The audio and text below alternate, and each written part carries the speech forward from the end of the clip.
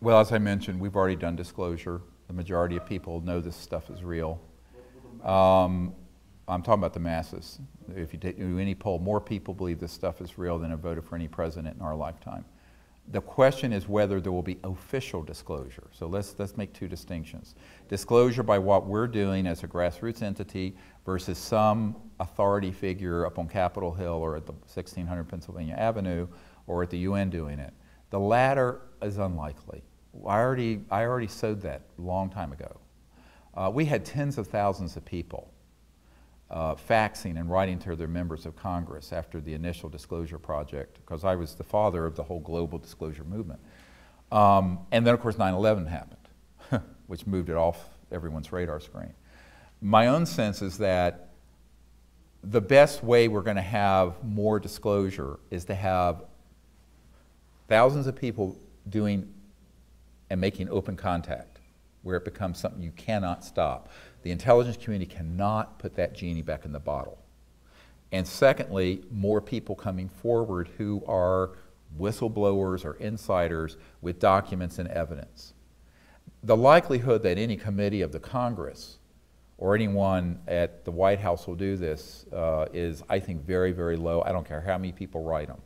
I'm not saying that we shouldn't encourage them. It's their responsibility. But I'm just saying I've already done that over the last 20 years very, very thoroughly. And a lot of people involved with disclosure now actually have never had sit-down meetings with current members of administrations in Congress. I have. And what you hear from them is that, yes, this is wonderful, but let someone else do it. I'll never forget meeting with a senator, Senator Dick Bryan, who was from Nevada, whose home state has Nellis Air Force Base in Area 51, as the public calls it. Pahut Mesa, S4, S9, S12, all the top secret underground facilities. And he and I met at McCarran Airport in what looked like a janitor's closet, and it was just a room, and you're taken there in a cart, and the door opens, and it's this gorgeous conference room for VIPs. This is how things are done, by the way. And things really happen this way, although it'd make a great movie.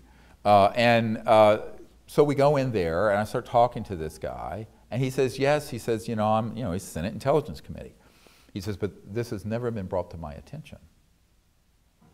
And I said, well, yes, that's why I'm meeting with you. I think I need someone like you to head up bringing it to the attention and holding a hearing. And and his chief of staff was there, literally dropped, he was reading the Wall Street Journal, dropped the paper in his lap. And the senator said, I don't think I really can do that, but have you talked to, so in other words, Kissinger called this the hottest potato in the cosmos, so this issue. And so basically, I want to pass it to someone else. So he gave me the name of someone else. So the passing of the buck on this is legendary. And I've met face to face with people who are on these committees and at the Pentagon, and asking them to do something about it, which would entail enormous risk on their part. I mean, as one congressman said, yeah, I'd be known as Congressman Moonbeam. Or, in other words, the press would have a field day. And I think that that's one of the real problems. And therefore, should we exhort these leaders to do the right thing? Yes, of course, and we continue to. Do I think that that's a likely way it'll happen? No. The most likely way is more and more people from the inside with evidence and corroboration coming forward, and thousands of CE5 contact teams reaching a critical mass where then an undeniable event happens that can no longer be contained, that goes viral. Now, I don't think that I don't want anyone to take away from this that I don't support trying to hold our leaders' feet to the fire. And that's why I put this briefing together for the president. That's why I went to Australia and met with 120 leaders from around the world and Minister of Defense of Australia and everything else. I still think that there's a responsibility, if you believe in representative government, to ask your representatives to do the right thing. But I'm just saying, from a realistic point of view, the likelihood of change happening from those quarters. And it's a little bit like after I, did all this with the Clinton administration, and, the Rockefeller family was running interference with us and hosted Bill and Hillary Clinton at the JY Ranch, where I'd gone out there and had all the meeting with all these spooks and top secret people. And then, there was a man who worked very closely with the Clintons who then came to our house. This is when I was still working full-time as an emergency doctor in North Carolina, and he came down and had dinner with us at the table, and he said, well, this was like a month or two after my wife and I had come up here to meet with the CIA director and his wife. And he said, the president and the people around him are very supportive of what you're recommending. I said, oh, good. And, we're having dinner around the table in this house, a big Tudor house, and the 4 kids, or little kids back then, around the table. And he says, but they really don't think the president can do anything about this because they're concerned he'll end up like Jack Kennedy. And I started laughing, because I thought he's sort of a big, fat, operative for the Democratic Party. He was sort of a jokester and very funny guy. I thought he was just making sort of, a facetious, and he stopped me. He said, no, we're not kidding. And I said, well, Kevin, don't talk about this in front of the kids. Let's talk about this later. So we went to the library later and talked about it. He says, no, absolutely. They think that this could actually happen, that it would be too dangerous for the president. And I said, well, what do you want me to do about it? I'm just a country doctor here in North Carolina, rattling around in an ER. And they said, well, they think you should do it. Yeah. And my eyes roll back in my head. Are you kidding me with this? Now, you can imagine, I'm in my 30s. And so this is 1994. So, 20 years ago, I was in my late 30s. And so I thought, well, then I said, well, here's the real reason, is that it is risky, but you view the president as an expendable, but I am. He says, that's right, you're expendable. Very cynical, very Washington. Yeah, throw you under the bus, who cares? So since then, I sort of accepted, well, I'm the throwaway guy. My career, my life, none of that matters. Because, in this city, it's everyone's ambition. And, at the Rockefeller Ranch, I know for a fact that when they were going through the briefing materials that we'd put together, which we've made available to the public, the disclosure book has most of that in it. But that basically, at that point, Hillary stood up and said, this is too dangerous and we really can't deal with this. So,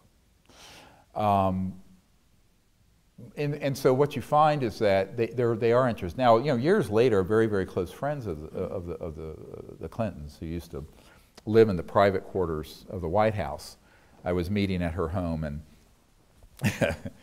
and she told me this hilarious story, that even though all the people around Bill Clinton, including his wife, did not want him to deal with this issue because of the risks involved, he kept the briefing document on the back of his toilet in the private quarters, but one day he brought it out and was sitting with this friend of the Clintons that I knew very well, and had it open, and he was going through the document going, well, I know all this is true, but they won't tell me a thing, not a goddamn thing.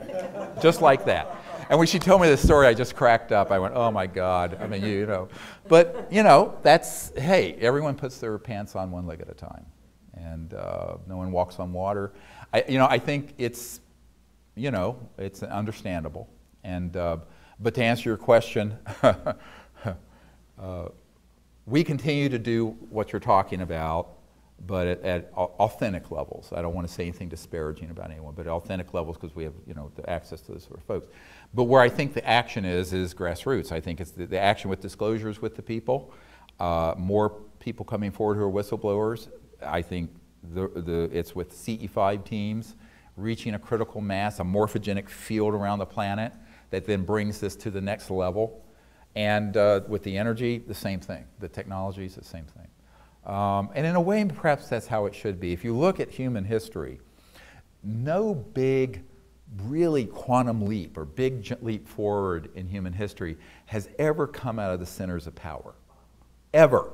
It's always come from something in left field, something unexpected, bottom up. It's never come from the centers of power, because power corrupts and absolute power corrupts absolutely. So the people who are in those systems, by definition, are trapped in the mechanism of their devices, you see. And so, in a sense, we're more liberated. I'll never forget in 1992, the former head of Army Intelligence pulled me aside at a meeting, and after we were in Florida, and we were doing the CE5 work, and there were 40 people on the beach, and that's when you've seen the video. The guy goes, "Holy damn hot shit," and there were 4 of these ET.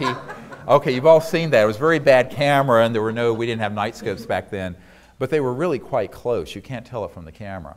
And that made its way over to the CIA and to this guy who had been the head of Army Intelligence, who was doing covert stuff as a private contractor. And he was a general. And one of their best friends, and there was an NSA guy there also, National Security Agency guy, and they were really concerned about what we were doing, very unhappy, because he basically said, "You have no business doing this." I said, "Well, I'm going to do it anyway." That's how I am, you know. I'm nice until I'm not nice, and I'm probably going to run you over. But anyway, and I just said, "Look, you know, I'm not doing this as a civilian, and I haven't signed a security oath to anyone but my conscience and God and humanity. So buzz off. None of your business." But what was interesting, one of their friends who was at this conference pulled me aside later. And I want you to think about this and take it into your own soul. And said, "You know, they act like they're angry at you, but they're actually really jealous." And I said, "What do you mean jealous?" And is the head of Army Intelligence, this is NSA. They said, "Yes," but she said, this was a countess from a member of royal family. And she said, "You're free to do anything you want. And you can do these wonderful things." They are not free. They are in a system where they know that they are on a leash, and they are controlled, and they are in a black box. And they really are jealous of you. So don't give this kind of power more than you should to these entities. You guys, all of us, have such freedom because we're not part of that corrupt system. That's the power we have, because we're not part of a corrupt system, either economically or politically or institutionally, that restrains what we want to do, which is make contact, disclose the information, bring out these technologies. So we have this freedom to operate that people who are in the system at the Pentagon and the agency and the White House and Congress really find they don't have. So it's a beautiful thought that, you know, thank God I've been offered to be pulled into that system and turned it down. Because I will not sign a security oath, by the way. All these meetings I've had, CIA director, head of the Defense Intelligence Agency, members of the Senate, head of intelligence joint staff, J2, they've all been without me signing anything regarding secrecy. And if someone says, "We want you to," I will not go.